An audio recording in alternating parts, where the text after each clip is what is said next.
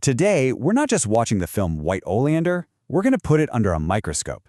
Seriously, we're going to dissect its incredibly chilling mother-daughter story to see if we can understand the actual neurobiology of a toxic relationship. I mean, it's a question you've probably asked yourself, right? How can a relationship, any relationship, get so destructive, but at the same time feel completely impossible to escape?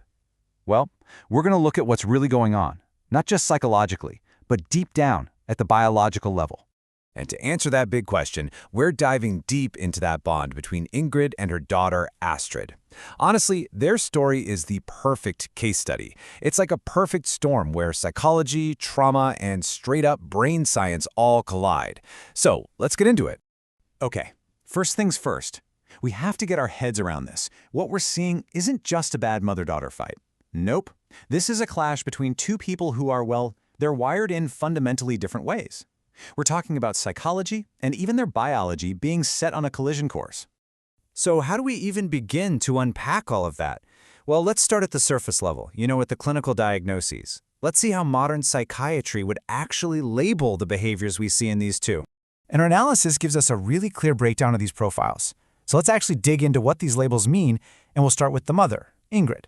So, Ingrid's profile? It's a classic example of what psychologists call the dark triad. Sounds intense, right? It's basically a cocktail of narcissistic personality disorder, that's the grandiosity, the constant need for admiration, mixed with antisocial personality disorder. And that's the really scary part. That's where you get the total lack of empathy, zero guilt, and this chilling ability to see other people as just tools, pawns in her own game. Astrid, on the other hand, is a whole different ballgame. Her diagnosis isn't a single neat label. It's what's known as complex PTSD, or CPTSD. And this is so important. It's not something she was born with. It's a profile of traits, dependency, attachment issues that are all adaptations. They're literally the survival mechanisms her brain built to cope with years and years of stress and emotional neglect. Okay, so you've got these two very different psychological profiles. How in the world do they lock together to create this death spiral of a relationship? Well, the key is understanding their totally opposite attachment styles. And this right here just lays it all out. On one side, you have Ingrid. She's got this avoidance style. For her, real intimacy is terrifying. It's a threat, so she pushes for control instead of closeness. And then you have Astrid, who's the complete opposite. She has an anxious style, absolutely terrified of being abandoned. So she clings, she seeks attachment, and she blames herself for everything. You put those two together, it's the perfect tragic storm. This toxic dance creates something very specific, and it's called a trauma bond. And you have to understand, this is a seriously powerful connection. It's not built on love or respect. It's forged in a cycle of cruelty that's punctuated by these rare, random moments of kindness. And that unpredictability, that's what makes it so addictive. It's like a slot machine. You keep pulling the lever, hoping for that tiny payout, and it keeps you hooked. All right, so we've got the psychology down. Now it's time to go even deeper. Let's pop the hood and look at the neurobiology. I mean, what is actually going on inside their brains that's driving all this and making that bond feel so unbreakable? We're going to take a quick tour of three key brain systems. First, the limbic system. That's your emotion headquarters. Then, the prefrontal cortex, the brain's CEO. And finally, the HPA axis, which is basically the body's emergency alarm system. First stop, the amygdala. Think of this as the brain's tiny little fear detector. Now in Astrid, because of all the trauma, her amygdala is on high alert 24/7. It's hyperreactive, so she's living in a constant state of fear. But in Ingrid, it's the complete opposite. The evidence suggests that for people with psychopathic traits, the amygdala is underreactive to other people's distress. She might literally not be able to process their pain the way a typical brain does. Okay, next up, let's talk about the prefrontal cortex, the brain's CEO, the part that's supposed to be in charge. And in both of them, the CEO is, well, not doing a great job, but for different reasons. For Ingrid, this means her moral compass is broken and she has terrible impulse control. For Astrid, it means she can't regulate her own emotions. That ability to calm yourself down, to self-soothe, it's been seriously damaged. And finally, that HPA axis, the body's stress alarm circuit. In Astrid, that alarm has been blaring for years. Her system is flooded with the stress hormone cortisol. And this isn't just a feeling of being stressed out.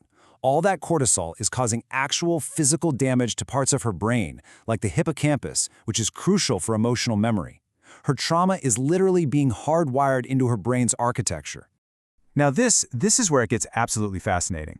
You can see how the brain's own chemistry gets hijacked in this toxic dynamic. Take dopamine, the reward chemical. For Ingrid, she gets a hit of it from control and power. For Astrid, she gets that same reward from the tiniest scraps of approval from her mom. And look at oxytocin, the so-called love hormone. It's supposed to help us bond. But in this situation, it has this paradoxical effect. It actually strengthens Astrid's bond to her abuser. So after going through all this, from the psychology all the way down to the brain chemistry, we're left with two really big critical questions. One is about where this all comes from, and the other is about what happens next. Let's start with the really tough one. Was Ingrid born a psychopath? Was she just destined to be this way from the start? Well, the science suggests it's not as simple as her just being evil. It's a really complex mix. There's a huge genetic component. We're talking 40 to 60%. There are actual measurable deficits in the brain structures linked to empathy. And then you layer on possible childhood neglect. So it's not just a moral choice. It's a specific and frankly tragic way the brain is organized. Which brings us to our second, and thankfully more hopeful question. After everything she's been through, after all this biological damage, can Astrid ever truly heal? And the answer, amazingly, is yes. The key is this incredible superpower our brains have called neuroplasticity. It's the brain's ability to literally change its own structure, to rewire itself based on new experiences. So healing isn't just some fluffy metaphorical idea, it's a real biological process. With things like trauma therapy and, most importantly, new, safe relationships, it is possible to start rebuilding. You can calm down that overactive amygdala, you can normalize that stress response, the brain can actually learn a new, healthier way to exist in the world. And that, right there, is probably the most powerful takeaway from all of this. Yes, trauma can write our biological story. It can literally shape our brains and wire our deepest fears.